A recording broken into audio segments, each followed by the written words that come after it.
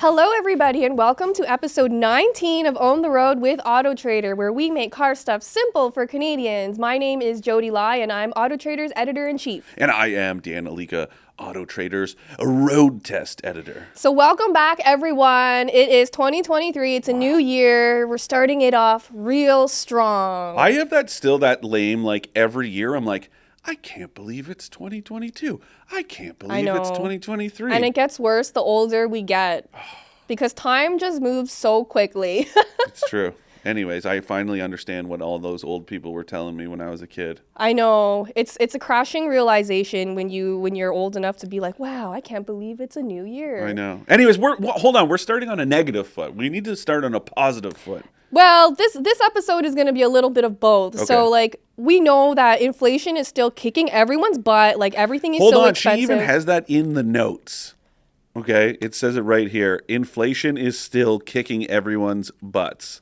Which I had to laugh when I just read that. I mean, it's true, though. Everything's expensive. Cars are so expensive. Gas is still expensive. You know, all your bills from Christmas are rolling in about this time. Lettuce is expensive. Everything is expensive. And so, we were hoping to share some tips today on, easy ways to save money on your car expenses. Because so many of these things, we don't have any control over.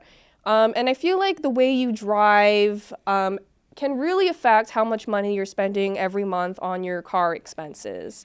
Some of these tips might be really obvious, some might save you a tiny amount, but we're approaching this with the eye that every little bit counts and those kind of little savings will add up over time. Others might require a small investment for a bigger long-term savings. And not all of these tips are going to apply for everybody. It's true. You know, you got to pick and choose which ones work for you. But yeah, we think, saving money is definitely a lot of people's New Year's resolutions. So we're going to try to give you a couple helpful tips to help you achieve those goals this year. Let's start with some simple ones, like make sure your tires are properly inflated. That's a really big one. So when your tires are underinflated, you are using way more fuel than you need to because it takes more effort for your car to turn those wheels. It's also from a safety perspective, your car isn't going to be quite as responsive when the tires are squishier because that sidewall is going to roll a little bit. Mm-hmm. So that's something to keep in mind as well. But yeah, really it's about efficiency. You know, cars are designed, every component of your vehicle is designed to cooperate with the rest of them. Tires are a big one, right? And so you do need to be checking the pressure as often as possible, especially in the wintertime. Guys, it's only January, okay? We're still in the thick of it. I hate it. I know you do too. But the point being that this time of year, especially, with kind of older tires, if you've put on those winters, that sealant that keeps the beads sealed onto the rim, it might start to break down a little bit of air might start escaping this time of year, and in cold weather, that's more common because the molecules are smaller, whatever. Point being, check it every once in a while. Yeah, and I think that's a little behavioral change that can actually add up to significant savings. I read somewhere that 30% of the cars on the road or something like that have underinflated tires. Silly. And it's cutting into fuel bills by a significant percentage too. It's easy. Keep some sort of pressure gauge in the car. You can get those ones that are kind of like pen. It's like a pen. That's the one I have. You can get ones that are a little bit more accurate if you want, but really it's just that ballpark, right? So if it says, let's say, just for argument's sake, that your car says that the pressure should be 30 psi, just because it's a nice and round number. Those pen ones, as long as you're within that range, don't go crazy. Don't overinflate your tires because that can be very dangerous too. But you don't need to go out and spend a bunch of money on a digital readout because you don't need it. Those little pen ones are very low tech. They're very cheap to buy. Yeah, they're reliable. Yeah, and you can just throw it in your glove box and just I like to do it every month, check my tire pressure. Mostly for safety, but also, like I said, I drive a diesel car, so I'm trying to get as many savings as I can because diesel is so expensive. Another easy tip is to combine your trips. And I know that sounds really obvious, but I hate driving backwards and I hate doing trips. So I always do as many things as I can in one trip. Also because when your car is already warmed up, you're using less fuel. And it's like incremental. But like I said, every little thing helps. Yeah. Try to, run errands on your way home from work. And if you're still working from home, on a Saturday or whatever, try to get as much done as possible. But that also leads to the next one. Let's say, you and your partner are out for a little shopping trip and you decide to wait in the car. I know it's cold. Don't idle. That one really bothers me when I see people just sitting in their vehicle for like 10 minutes with the engine on. It irks me to no end. Not only is it bad for the environment, but like you're just paying more for fuel that you don't need to pay. It's really unnecessary. and the same thing goes with like the warming up the car. I think I don't know if I've said this before. The biggest kind of piece of like automotive technology that I wish was never invented is remote start. It is so incredibly lazy and so incredibly unnecessary. Like, yeah, even if you live somewhere really cold, I get it. No one likes to get into a cold car, but it does not take long to warm them up. No. And it's also like, it's not good for your vehicle to just be sitting there, idling, right? It's spraying fuel into the cylinders. It's, it's just silly. It's unnecessary wear. Yeah. Just drive your car. Within, 5 minutes, it'll be warm. Yeah. And you'll save a bunch of money in the process. Yeah. That's a good and you can one. feel better that you're doing a little thing to save the environment. Yeah. Just a little thing. Another really obvious trip, or sorry, I keep saying that. Trip, yeah. Maybe you're thinking of going somewhere. I wish I could go on vacation, even though we just came back. You just have too much to worry about with the 2023 AutoTrader Awards right around the corner. That's true. We're going to be announcing them in February, so stay tuned for that. It's been a lot of work, but I'm really excited for it. Anyway, drive the speed limit. Yeah. That's an easy one that will save you a decent amount of fuel. If you're on the highway and you set your cruise control to like 100, it will save you a lot of gas versus going 120. Yeah. And also, and I put that to the test. Remember I did that Chevy Bolt EUV test, and I just decided to see like what the difference is if I set it cruise control at like 100, 110, 120 kilometers an hour.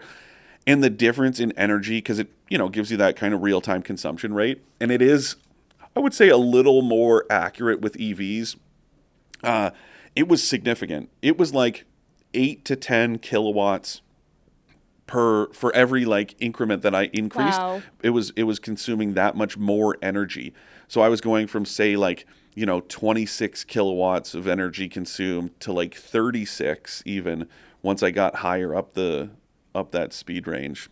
So it is a good way to conserve energy or fuel.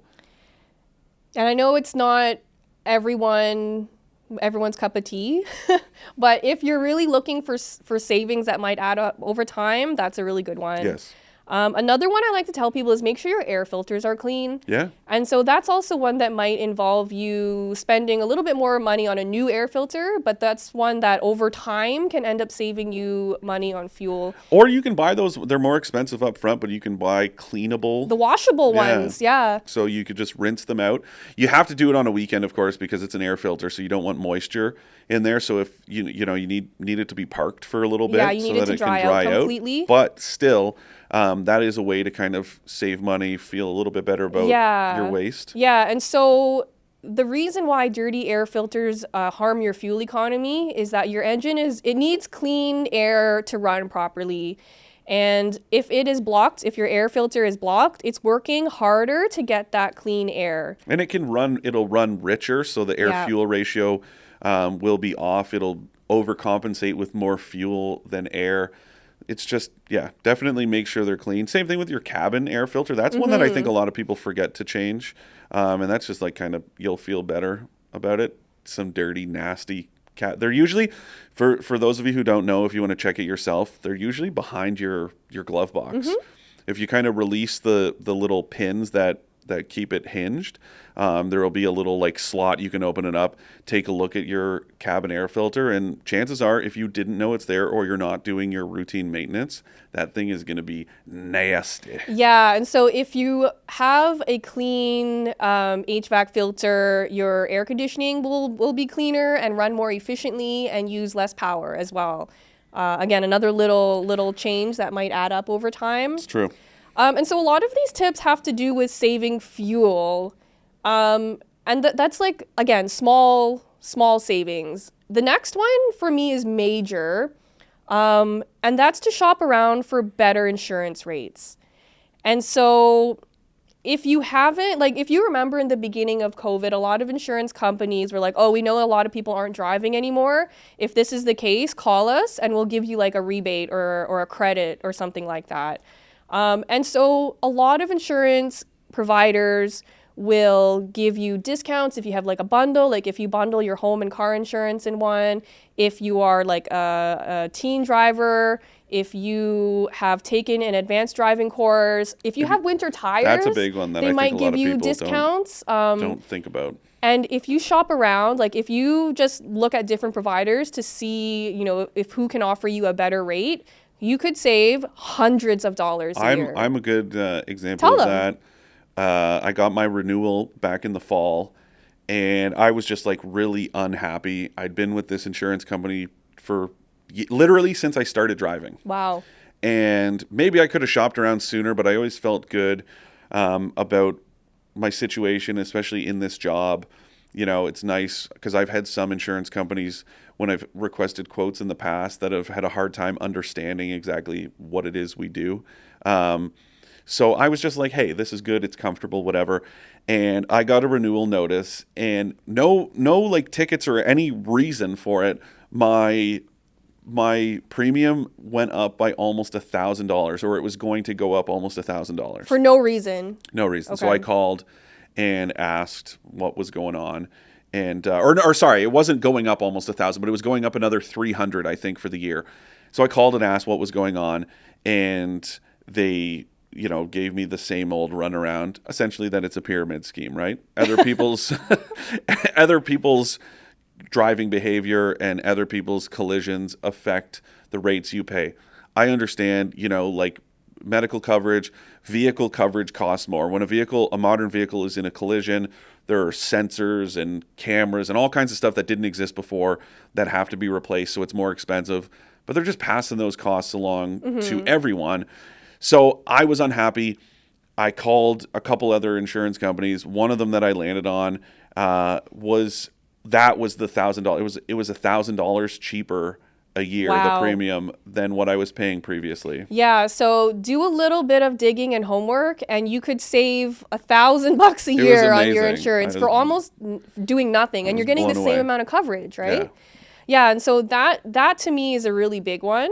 And again, like that won't apply to everyone depending on what your driving record is like and But what the kind of point vehicle is you have. that one, like, you know, it could be you, right? It could be. And I didn't think it was going to be me saving as much as I did. And so now, you know me, Jodi, I'm a pretty strong in my principles, and some may even say that I hold grudges. So I was going to leave that insurance company regardless. Right. I just so happened to find this like screaming deal. So it was a win-win, really. Yes. But did you have any other tips on saving money on car expenses? Like, I know it's hard. because we talked. I said, you know, don't drive, kind of like tongue in cheek, and you're like, that's not good advice. But I thought, hey, ride your bike, take transit. It's true. Trader, we have two offices in Toronto. One of which is like right downtown, and so I take the GO train when we go into that office here and there, and it's nice, and I don't have to pay for parking, and I don't have to pay for gas or just, you know, I feel a little bit better about doing it. Yeah. So if you have that option, it's a great, you know, great. I hate paying for parking. Yeah. Isn't that a Seinfeld episode? I know one Seinfeld reference. That's the Yeah. only one. Wow, I'm impressed. What does he say? Well, it's not paying for. George says, can I say this? He says it's, you know, it's like paying for sex, like Why would I Okay, pay? I didn't know that part. Yeah, when, if I apply myself, I can get it I for already free. regret bringing this up. Well, hey, you brought it. It's not me.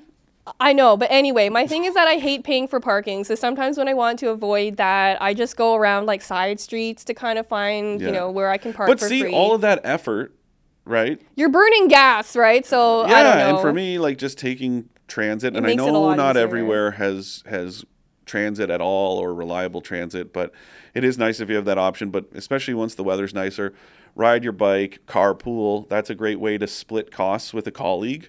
My brother used to do that, where it was like a couple people that he worked with. They would carpool. Some people will like alternate. I'll I love drive that one idea. week, you drive, and that way everyone's saving. Yeah. Again, it's relatively incremental, but still it's better than nothing, right? Yeah. And the other tip that I've heard from some people is this isn't really a money saving, it's more of like a money making thing. But a lot of people have been renting out their personal cars on like Turo and stuff like that. It's like an Airbnb, but for cars. Wow. And so I know it's not for everyone, but depending on what your comfort level is, and if your car is just sitting there anyway, it might be kind of nice just to make a couple bucks. I don't know anybody who has been renting their car, but I know people who have used services like that to rent cars. I've heard some horror stories about those services, though. I've heard good and bad things, but I'm just putting it out there as an option. There's a journalist in the States who got kind of like, he proved that the person that he like rented the car from was like committing fraud by claiming damage with essentially like old photos of a different car. That's definitely So- part of the risks. And like I said, like I've never done it, so I can't really vouch for it, but I've heard people are into it and I've heard people are happy.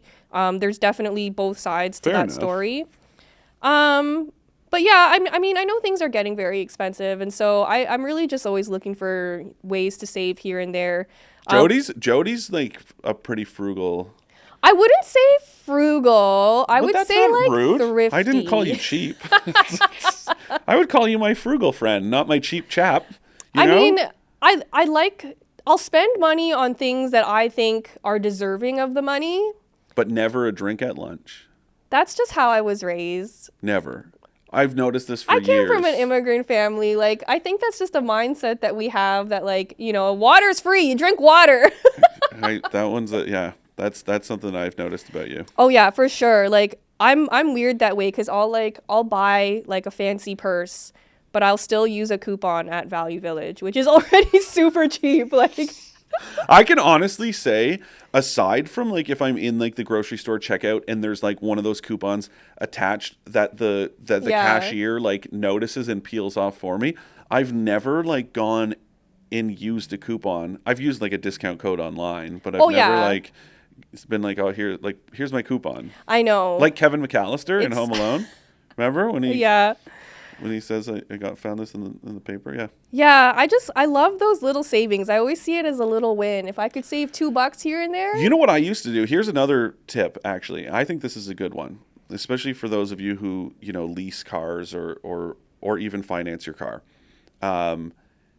I did this years ago where I took the difference when I changed vehicles on a lease. The price difference, it was cheaper. So I took the money because I got so used to the previous monthly payment, I took the difference and put it into a separate bank account. Like a savings account? Yeah, because let's say, I don't know, the monthly payment, I think before that it was like $330 a month. And then this new one was like significantly less. But I got so used to my life, in like including that $330 monthly payment that I took the difference and just set that money aside. What are you saving that money for? Well, whatever you want. Oh, just whatever. Okay. But you could, because then you could go ahead and use it for gas. You could use it Yeah. for, repairs or preventative maintenance. Yeah. There's all kinds of stuff. I think I ended up using it when I went to Goodwood Revival. That's pretty cool. And Paid that's for that's vacation. actually really good advice. I know it is. That's why I'm here. I know, To but make also, car stuff simple for Canadians with outstanding advice. But also, I would like to warn people that skipping maintenance Oh, is that's not not a a way great to way save- to save money. Like, No. I know maintenance can be expensive, but if you don't fix those things now, they're going to be even more expensive to fix later. Maintenance, routine, Yeah. oil. Even though, I understand a lot of people look at those boards when you walk into like a dealership or in your owner's manual that have like the service intervals where it's like service 1, 2, 3, 4, and so on. Yeah. Service 1 is always like the basic, right? So it's like oil change and inspection. 2, 3, 4, they start to get more expensive. Some of them can be very expensive, like you're talking $600 or $800 because they involve like transmission flushes and stuff. It's so much cheaper to do that once every 60,000 kilometers than it is to neglect, especially so many modern vehicles have all-wheel drive or four-wheel drive. The transfer case or whatever, mechanism is channeling that torque to all the wheels, that has fluid, that gets dirty just like your engine oil. Yeah. It needs to be replaced. And if you are not doing that regularly, you are eventually going to have a failure. Yeah, and I was reading something online that suggested skipping maintenance as a way to save money, and I was like, that is bad advice. Like, I cannot recommend doing that at all. That's horrendous. But we know the internet, like, it's full of bad stuff that isn't true. So just be careful where you get your advice from. That's why we're here, to demystify and make it simple. But anyway, we have 2 Ask an Expert questions for this episode, and they both have to do with EVs. And this is like a very cool conundrum. So wait, can I? I've never sure, done go one. ahead, read it. Okay. Oh, this is from Maroon. We've had a few. Maroon's had a couple questions before, so thank you for always listening and sending in your questions. Hi again. I appreciate you taking my questions. Of course. We appreciate you asking your questions. I'm now in the market for an EV, specifically a Tesla Model 3. And to my surprise, the Tesla store called to notify me I would order one today. If I ordered one today, I will receive it before the end of the year. Oh, this one came in late last year. So back in October, I also approached Toyota and placed an order for a hybrid Camry, 2023 model year, which should arrive in May. The reason I did this is simply because all the other car makers have a 2-year waiting time for a new EV. I realize price-wise they're not comparable. However, looking at the service cost from Toyota versus Tesla, there are certainly a lot less costs to deal with. If you were in my shoes, which would you purchase?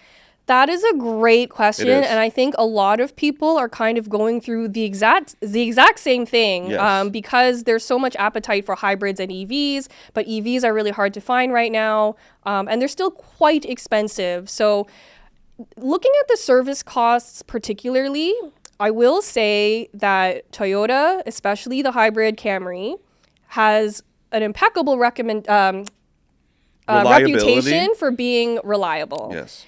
And I think that has a lot to do when you're thinking about purchasing a car is, it may not be like the sexiest, most desirable car out there. I think that was the Camry's tagline. I mean, when the new Camry came out, they literally called it sexy. And I was like, I feel like that's a stretch, but I understand. But it is remarkably efficient, has a reputation for being very reliable. Yeah. And you really can't go wrong. Good retained value, too. Good retained value. The thing about having a Tesla is that it is great. Tons of range. And, the charging network is fantastic.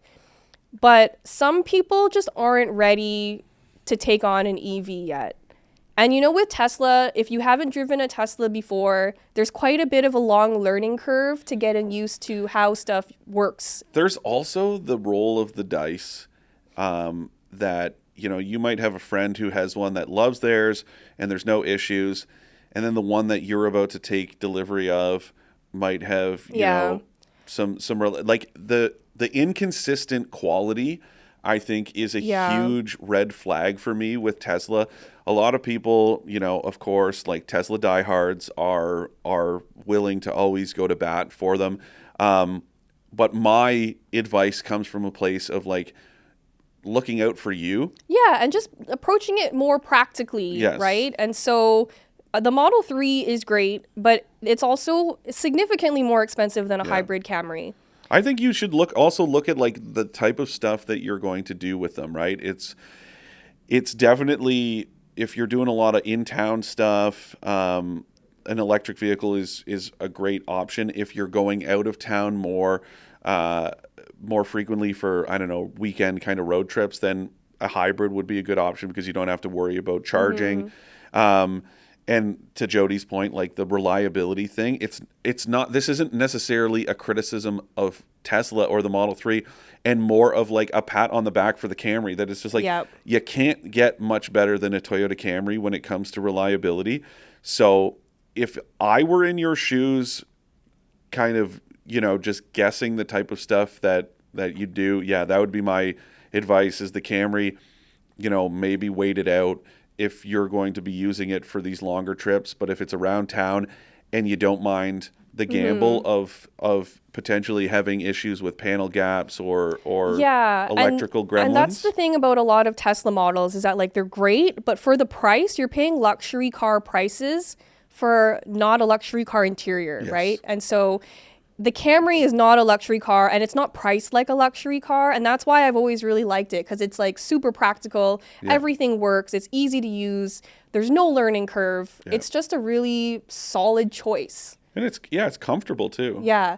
And if you did want something a bit more luxurious than a Toyota, you could check out like the Lexus ES that's based on the same powertrain. So it's equally as efficient as that Camry hybrid. Obviously a little bit more expensive, but you get a much more, it's got all the goods. Luxurious interior, more tech. So would you say it's sexier? I like it, actually. I really like the ES. It was also insanely efficient when I drove it last. I was getting like 5 or so liters per 100 kilometers for a that luxury hybrid sedan. Powertrain is incredible. It's bulletproof. The consistency of it too. Like I've driven that same, whatever it is, 2.5 liter 4-cylinder with the hybrid in the Sienna, in the Highlander, in the Camry, and all of them have been in the like kind of high 5s to low 4 liter per 100 kilometer. Like that's Toyota Corolla territory. Like Joseph, our producer, drives a Corolla. That's how much gas he burns in that baby, And that's so interesting to me. Like I love that. So I know that's kind of a roundabout answer, but if it were me, I would probably go for the Camry hybrid, because I'm also not equipped to own an EV because I live in a condo that doesn't have charging. If you're able to install a charger where you live, or you have one at work, definitely, an EV makes a lot of sense. So thank you so much for your question. We have another one from Yasmin. Okay. Did you want to read that again? Sure. He got a taste and now he can't get enough. I am considering purchasing the Volvo C40 Recharge, which is the EV. What is your feedback on the car, and how does it compare to the Tesla Model 3? Another great question. So these two, I feel, compare much more closely together because they are both EVs. So you've already decided that you want an EV. And you drove the C40. I did. I drove the C40 earlier this year, and I actually really... last year. Oh, yeah, it was last year. And I really enjoyed it. So the only issues I had with it is that it doesn't have a ton of range. Yeah. And compared to the Model 3, the Model 3, I think, has like 500 to 600 kilometers of range. The C40 had like 340 or something like that, which is a huge difference. If you are able to charge at home, I love the C40. That is more than enough range if you have somewhere to charge at home or at work. If not, then I would recommend the Tesla because it has way more range and a much better charging network. But from going back to what we were talking about, with the Camry question from Maroon, like the thing with the Volvo, it's got a lot of like cool colors and materials and touches that make it really special. That's very true. So if you're comparing the Model 3 and the C40, the interior of the C40 to me felt like much more luxurious than what I found in the Model 3. It's a very clever design. It has a lot of clever details, some nice trim, and like some really cute stuff in there that just was like delightful to see. Their designers have always been kind of at the top of the game. And they use a lot of sustainable, recyclable materials in their vehicles. You know what? Actually, can we talk about, because you brought that up? Sure. So when I was at the LA Auto Show back in November, I was checking out the Hyundai Ioniq 6. Cool. Which is this really slippery, kind of weird looking car. It's got a really low coefficient of drag. It's like 0.21 if it has the like camera based mirrors that you can get in like Korea and in Europe, but with the kind of fixed traditional door mirrors. It's still like 0.22, so it's really low, which should mean it's really efficient. We haven't driven it yet, of course. But we were walking around with one of the designers, and he was talking about the vehicle and some of the stuff. I think his name was Simon Loseby. He was a really nice guy. Anyways, typical car designer at an auto show. He had like a sweater tied around his shoulders, and like. But anyways, he was talking about it and some of the materials that they've used. So he said like Hyundai doesn't use vegan leather, which I was at first like, ooh, like, you know, you're using the real stuff. But he said, you know, because that's plastic essentially, right? So they use more sustainable dyeing and treating processes and also that the hides that they use, you know, it's kind of closing the loop on, you know, cattle that's used for like beef, right?